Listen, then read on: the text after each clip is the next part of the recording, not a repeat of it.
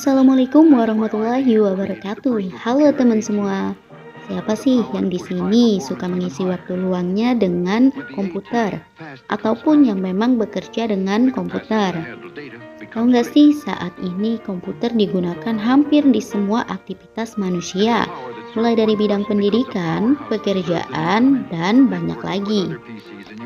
Lalu kalian pernah nggak sih kepikiran gimana sejarah evolusi dari komputer ini? Nah, biar nggak penasaran, yuk simak video ini. With the power of advanced technology. See it at a store near you or call your IBM representative. Nah, awal mulanya komputer dibuat sebagai kalkulator mekanik loh atau mesin penghitung. Nah, seiring perkembangan zaman, komputer terus berevolusi menjadi mesin serbaguna untuk mempermudah pekerjaan manusia. Dan tahu nggak sih, dalam perkembangan generasi komputer memiliki 5 generasi yang berbeda loh. Yuk disimak videonya. Masuk ke generasi yang pertama, dari tahun 1940 sampai 1955. Pada generasi ini, komputer memiliki ciri-ciri yang pertama menggunakan tuba vakum. Kemudian program dibuat dengan bahasa mesin dan memori utama dibuat dengan teknologi magnetic core storage. Dan ukurannya juga besar loh, gak kebayang. Beratnya aja ada yang mencapai 30 ton dan membutuhkan daya listrik yang besar.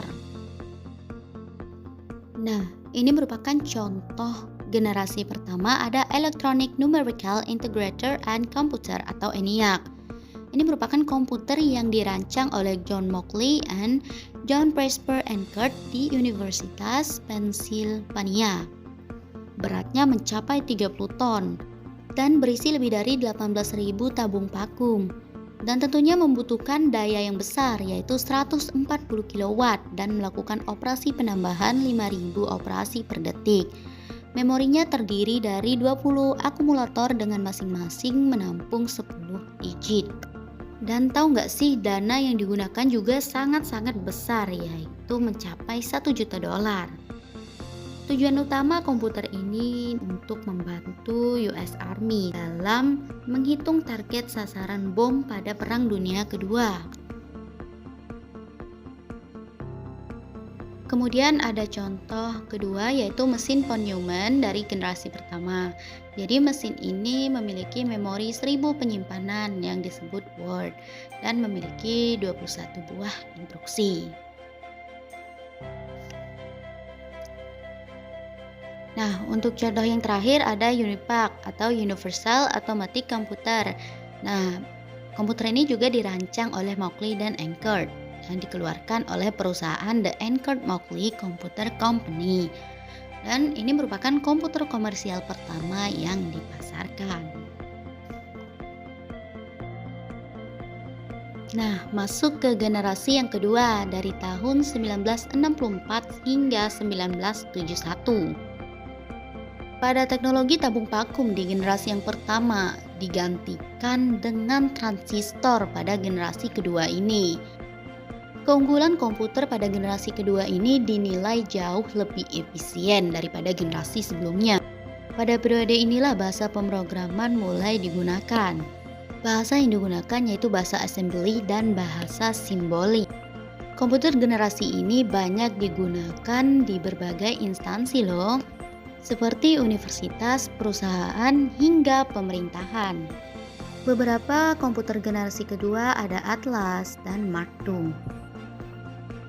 Kemudian masuk ke generasi yang ketiga dari tahun 1965 hingga 1971. Nah, pada periode generasi ketiga ini munculnya teknologi IC atau Integrated Circuit yang digunakan sebagai komponen dasar komputer, bukan lagi transistor. Namun transistor tetap digunakan dalam ukuran yang lebih kecil. Komputer generasi inilah yang cikal bakal yang menggunakan keyboard dan monitor dengan tampilan sistem operasi yang dapat membuat operator berinteraksi. Komputer ini juga 10.000 kali lebih cepat dibandingkan generasi pertama loh guys.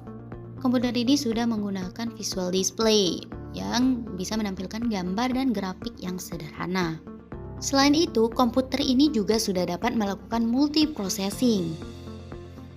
dan mampu melakukan komunikasi dengan komputer lain. Harga komputer ini juga lebih murah dan dapat dijangkau oleh masyarakat umum. Kemudian masuk ke generasi selanjutnya, yaitu generasi 4 dan 5. Nah, pada generasi ini perkembangan komputer didasarkan pada perkembangan IC atau Integrated Circuit.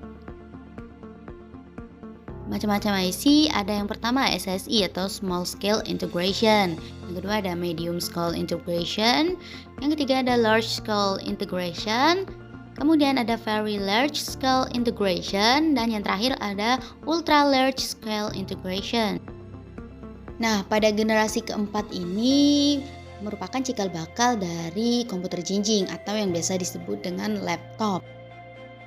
Nah, dari tahun 1971 hingga sekarang merupakan periode komputer generasi keempat. Kemudian, dari sekarang hingga ke masa depan merupakan periode komputer generasi kelima. Dan untuk generasi kelima sekarang masih dalam tahap pembangunan, di mana generasi ini memiliki kemampuan mendengar, berbicara, dan tentunya melihat. Dan tentunya generasi komputer ini pastinya nanti akan sangat canggih. Komputer ini memiliki teknologi yang dibuat dengan kecerdasan buatan atau yang biasa disebut Artificial Intelligence atau AI. Wah, nggak kebayang ya secanggih apa komputer di masa depan. Nah, itu dia tadi evolusi komputer atau sejarah awal mulanya komputer yang biasa kita gunakan untuk menemani aktivitas kita. Oke, mungkin itu saja yang dapat saya sampaikan mengenai materi evolusi komputer. Dan kurang lebihnya saya mohon maaf. Wassalamualaikum warahmatullahi wabarakatuh. Sampai jumpa teman-teman.